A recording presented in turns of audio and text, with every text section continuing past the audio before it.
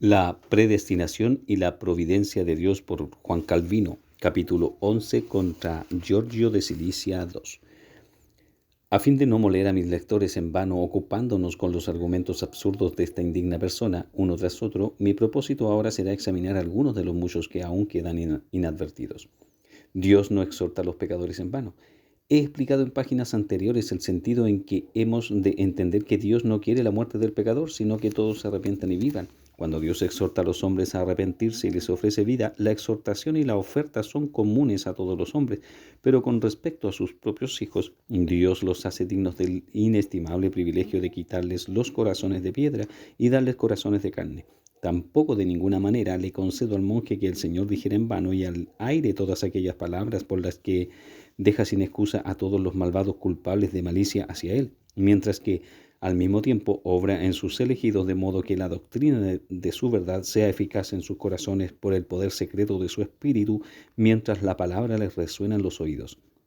Ni hay la menor razón para que provoque aflicción mental a nadie esa difamación común que profanamente insinúa, que Dios meramente escarnece a los hombres exhortándolos a andar cuando Él sabe que están impedidos de los pies. Sin duda, Dios no causa menoscabo alguno a nadie cuando les requiere nada más que aquello que realmente le deben, a menos que el deudor que nada tiene con qué pagar se jacte en la presencia de su acreedor de que le ha pagado todo, y eso mientras el acreedor se ríe asombrado de su jactancia. Pero no voy a proseguir con esta parte de la seria batalla. La verdad que aquí está involucrada no se puede destruir sin también destruir la conciencia de cada humano. Dios manda que los oídos de su pueblo Israel reciban y sean llenos de la voz de su profeta. ¿Con qué objeto? Para que se les enterneciera el corazón. No, sino para que se endurecieran, para que se arrepientan los que oían. No, sino para que, estando ya perdidos, perecieran doblemente. Si tú replicaras, oh monje, que la causa es mayor y así rigieras sobre todas las consecuencias, esa confesión es todo lo que quiero que se me conceda en el caso presente. Por esto, no es de ninguna manera absurdo que la doctrina de la verdad, como Dios lo prescribe, se dé a conocer ampliamente, aunque él sabe que entre las multitudes no tendrá efectos salvíficos, ni menos frívola es la argucia cuando el monje afirma que la palabra de Cristo tocante a la oveja que fue encontrada después de estar perdida no puede concordar con la doctrina de la elección. Estoy, sin embargo, satisfecho de que puede, con mucha más propiedad y efecto, devolverle al monje la jabalina que me arroja. La pura razón de que Cristo diga que fue una oveja lo que se trajo de vuelta después de estar perdida por algún tiempo es que, siendo una oveja, estuvo segura, con referencia a su elección gratuita y eterna, bajo la protección del pastor eterno todo el tiempo que estuvo perdida.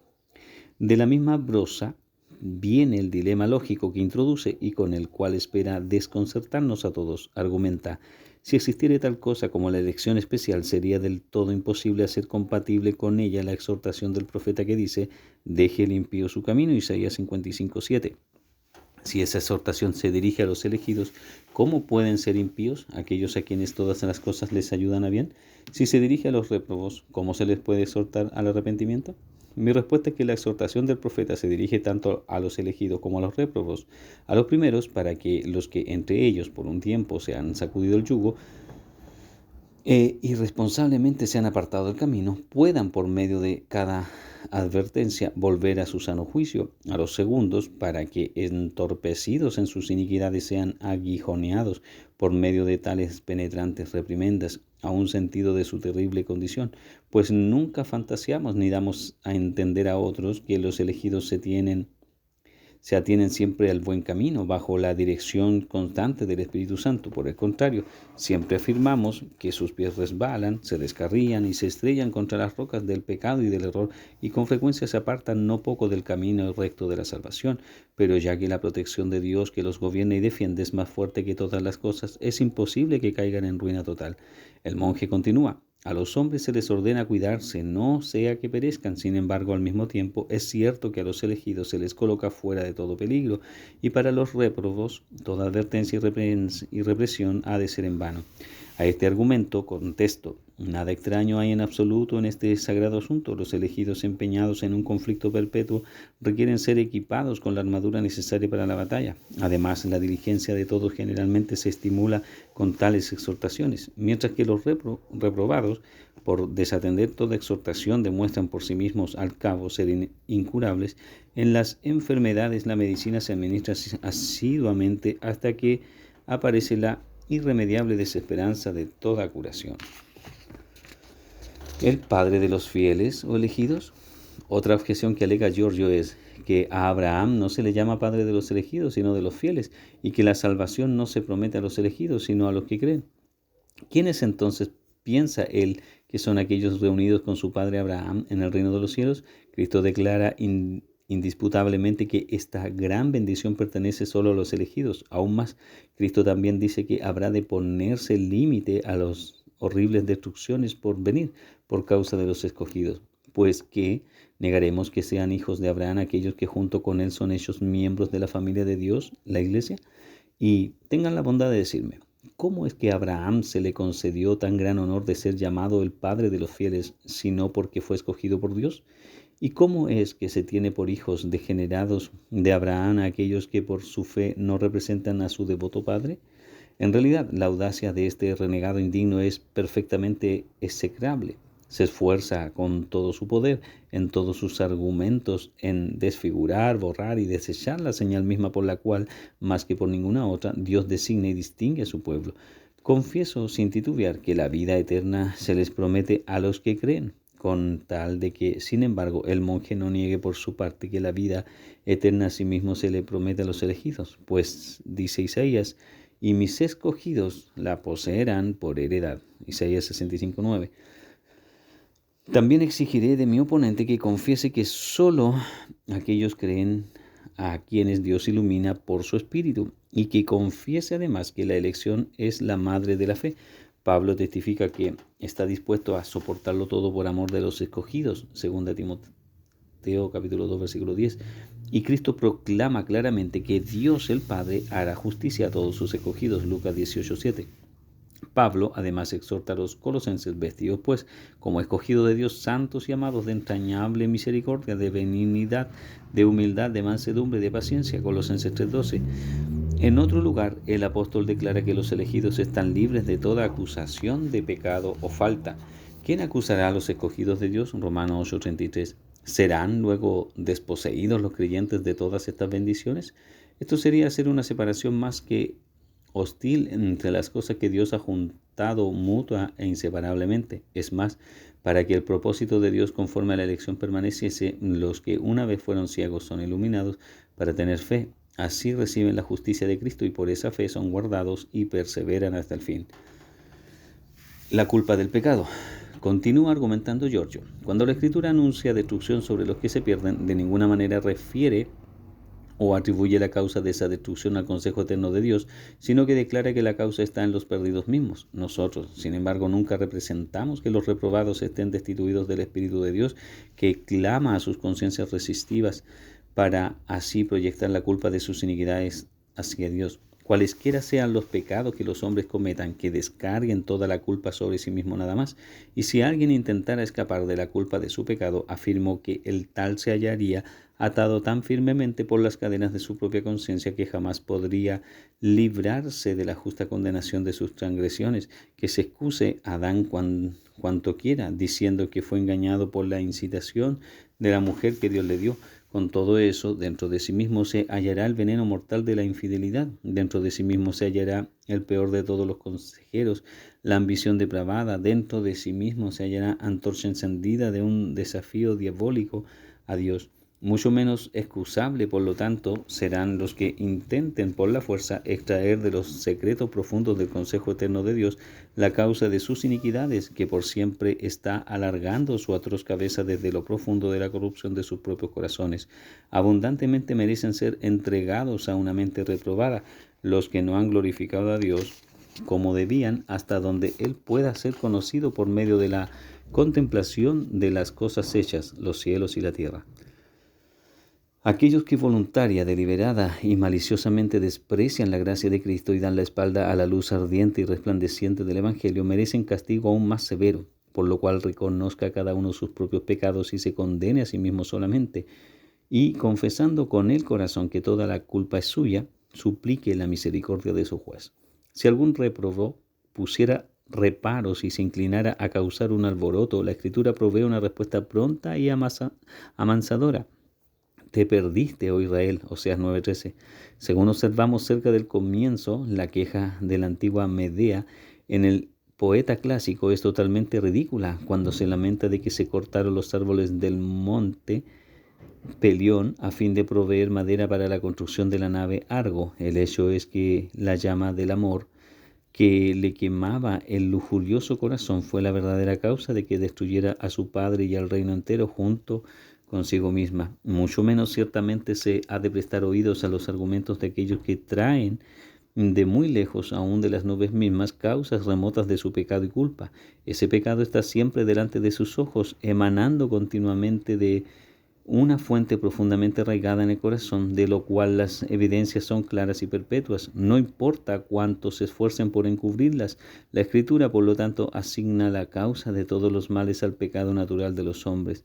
En realidad, la gran cuestión entre mí y el monje no es si los hombres rinden obediencia necesaria al juicio secreto de Dios o no, o si ese juicio los arrastra en su pecado inevitablemente sin que les toque culpa alguna, cosa que declaramos no solo falsa creencia, sino también vil y detestable profanidad. La cuestión entre nosotros es si los malvados que por sus pecados voluntarios provocan la ira de Dios sobre sí mismos fueron reprobados por Dios antes, como la causa justa, aunque incomprensible de todo, según el designio de su voluntad. Efesios capítulo 1, versículo 11.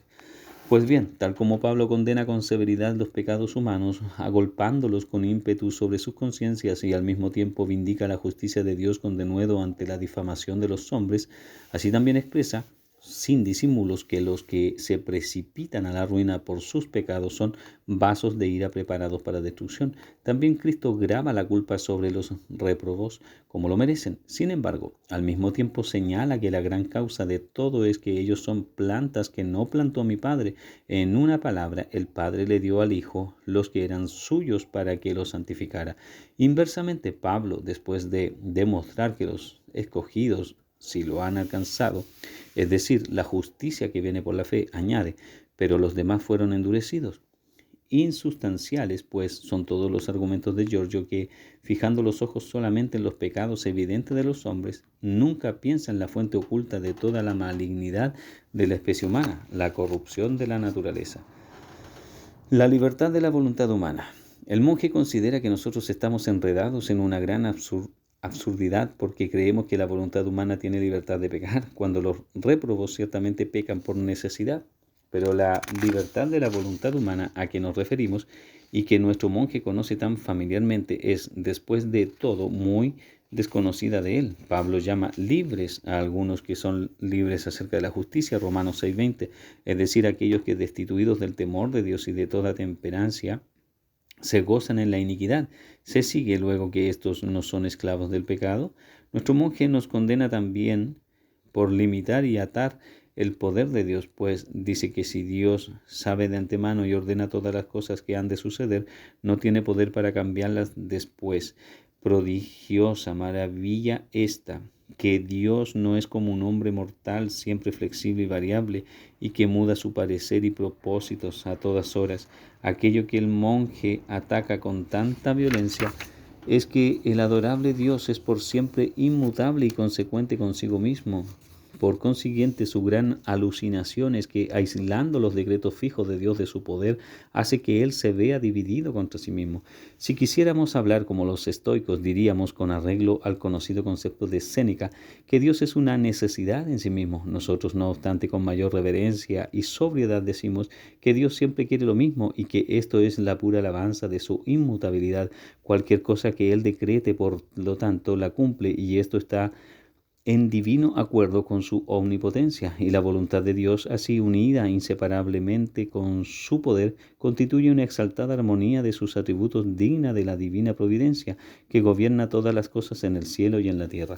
Por lo que toca al vano despliegue de este mezquino ser, de amontonar testimonio sobre testimonio de la Escritura que nada tienen que ver unos con otros y que a menudo tienen sentidos y aplicaciones opuestas, de todo eso no hago el más mínimo caso. Pero aunque estoy dispuesto a pasar por alto su ignorancia, me inquieta el poner frenos a su impudencia.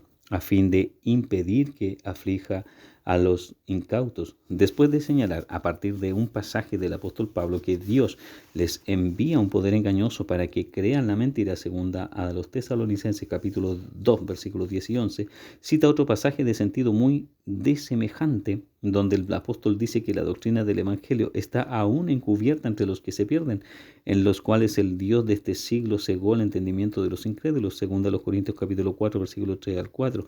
Confieso, claro está, que estos a ciegos se les llama los incrédulos, pero si la incredulidad es la única causa de la ceguera de estos sujetos, que significan las palabras que siguen de inmediato, Dios que mandó que de las tinieblas resplandeciese la luz, es el que resplandeció en nuestros corazones, según los Corintios capítulo 4, versículo 6. Sabemos que las tinieblas dominan en todas partes, pero es Dios el único, como aquí vemos, que saca luz de las tinieblas. Como Giorgio, además nos acusa de crueldad, asegurando que nos cerramos al camino de la salvación y a muchos otros también, mientras que Cristo muy bondadosamente invita a mujeres cananeas, a ovejas perdidas y aún a perros extraños. A todo esto replicamos que fielmente ponemos ante todos los hombres las doctrinas de la fe y el arrepentimiento, a fin de que todos, Dios mediante, se beneficien de Cristo. Cuando la mujer de Zebedeo le rogó a nuestro Señor que sentara a uno de sus hijos a su derecha y el otro a su izquierda, dijo él, por vía de achicar aquel deseo desatinado e inoportuno, que tal deseo era impropio del estado y vocación presente de ella, y al mismo tiempo claramente insinuó que para cada uno hay un lugar determinado por decreto de su Padre Celestial, que a su tiempo se revelará. De la misma manera, esa superstición que insiste en acontecimientos y temas futuros que dependen solamente de Dios, superstición que la Escritura claramente exhibe, debemos siempre desenmascararla y no consentirla con el silencio. Mientras no llegue el día de la revelación de estas cosas, nuestro deber es hacer lo que Dios manda, exhortar a todos los hombres, sin excepción, al arrepentimiento y a la fe. La doctrina y proclamación del Evangelio pertenecen a todos y son para el beneficio de todos, y para estos fines se nos han encomendado para que los declaremos abiertamente hasta que los reprobados por su deplorable obcecación nos obstruyan el camino y cierren la puerta. La elección o el mero ennoblecimiento, viéndose compelido por nuestro testimonio a admitir la doctrina de la predestinación, confirmada como es por el abundante testimonio de tantos pasajes de la Escritura, Giorgio lanza otra sutileza al redondel, y nada puede uno imaginarse más estúpido y pútrido que esto, que los creyentes del Nuevo Testamento son escogidos de Dios, como aquellos a quienes Dios dio a conocer las riquezas del misterio que había estado oculto por las edades, a fin de reafirmar este sentido que Él da al tema por su propia disparatada fantasía. Acopia todos los textos de la Escritura que manifiestan la excelencia de la gracia revelada en Cristo, y entonces llega a la conclusión de que el contenido del primer capítulo de Efesios no tiene otra mira que demostrar que Dios condescendió a ennoblecer a los creyentes del Nuevo Testamento, concediéndoles este singular tesoro. Y cuando se le apremia a precisar el tiempo al cual esta gracia se refiere, dice que fue hecha común a todos los hombres, sin preferencia desde la venida de Cristo hasta el fin del mundo. Las palabras de Pablo, sin embargo, muestran que esta gracia tiene confines muy diferentes. La suma del testimonio de Pablo es que solo aquellos que han sido predestinados a vida eterna son iluminados, según la eterna buena voluntad de Dios. No se puede negar que hubo en la primera proclamación del Evangelio un llamado especial a ciertas personas. Tampoco el Evangelio se anunció a todos, y supongamos que alcanzó los oídos de todos, proclamado por la voz externa. Aún así, el testimonio de Pablo tiene que ver con un llamado mucho más profundo, aquel por el cual el Espíritu de Dios penetra en los corazones de los hombres. Sin embargo, cuando señalamos esta gran diferencia entre el llamado externo y el llamado interno y efectivo, esa distinción es para Giorgio nada más que un sueño. Pero sea esta diferencia asunto ya frívolo, ya grave, la experiencia de la fe nos procura un valioso entendimiento. Además, el apóstol no trata de la elección en este capítulo de Efesios con otro sentido o con diferente propósito que en otros lugares, como cuando segunda a los Tesalonicenses capítulo 2 versículo 13, da gracias a Dios de que haya escogido desde el principio a los tesalonicenses para salvación. Y recuérdese que Pablo está aquí haciendo separación entre una pequeña compañía de creyentes y la multitud de los malvados. Aquí el monje responderá: que a los licenciosos despreciadores de la gracia, cuando de ellos se habla, siempre se les presenta en oposición a los elegidos, pero esto no viene al caso, porque todo lo que estoy afirmando en esta ocasión es que Dios escoge especialmente a algunos en preferencia a otros, mientras que Giorgio, por otra parte, continúa parlando que somos predestinados para nacer en un cierto tiempo, es decir, después de la venida de Cristo, según argumenta arriba. ¿Cuál pues es el caso del reprobado Judas, de quien Cristo dice que no era uno de los escogidos, sino que es diablo, aunque había escuchado las palabras de su divino Maestro y había gozado de su familiaridad hogareña? Cristo de inmediato y claramente añade: no hablo de todos vosotros, yo sé a quiénes he elegido. Juan 13:18. Sin embargo, si hemos de escuchar este fanático individuo, la condición de Herodes, que vivió después de Cristo, era mejor que la de David, que vivió antes de Cristo, y según él, los impíos escribas y fariseos habrán de preceder a los santos profetas en el honor de la elección, porque dirá que estos últimos, por razón de su edad y época, no estaban en el número de los creyentes escogidos. No solo eso, sino que en todas partes vocifera que la gracia de la elección pertenece generalmente a una cierta época. En una palabra, se ofrece a sí mismo como garantía de que el apóstol en ningún sitio ha hablado de la predestinación de otra manera, que incluye el apóstol a todos los hombres de su época al decir: a los que predestinó, a estos también llamó, Romanos 8:30, que ¿acaso no separa de entre la multitud general de la humanidad a aquellos de quien dice que son llamados conforme a su propósito? Romanos 8:28.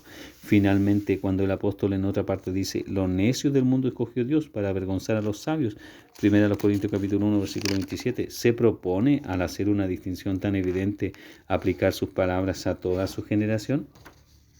La elección se equivale a la perseverancia, pero encontrándose todavía enmarañado en la red de la verdad, hecha por otra vía de escape, que no se llama elegidos a los que Dios prefiere sobre otros, sino a los que perseveran en la elección y gracia común. Con esto quiere decir que a la larga Dios considera elegidos a los que se distinguen de la multitud común de los hombres por la persistencia de su fe. El pasaje del apóstol Pablo que aduce para probar su doctrina es este: te encarezco delante de Dios y de sus ángeles escogidos, 1 Timoteo 5:21. Lo que el monje pretende que se le conceda de este pasaje es que, como los ángeles escogidos no se apartaron ni cayeron con los ángeles apóstatas, procuraron para sí, por mérito tan alto, la gracia de la elección. Sin embargo, si dijéramos en cambio que se mantuvieron firmes porque eran ángeles elegidos, ¿cuánto más cerca de la verdad estaría esa afirmación? Cuando Cristo predice que la delusión satánica será tan fuerte que, si fuere posible, engañará aún a los escogidos, Mateo 24:24, da a entender la imposibilidad de que Satanás arrebate a los escogidos por la violencia que pueda usar. ¿Qué poder, pues, supondremos que asegurará a los escogidos? Giorgio fantasea. La fuerza propia de cada uno, muy distinta, sin embargo, es la declaración positiva de Cristo: nadie las arrebatará de mi mano, mi Padre que me las dio es mayor que todos, y nadie las puede arrebatar de la mano de mi Padre. Juan 10:28-29. Igualmente, el apóstol de ninguna manera encarga a los creyentes a depender de su propia fidelidad, pero en cambio les hace presente que fiel es el que os llama, el cual también lo hará. Primera a los Tesalonicenses capítulo 5, versículo 24.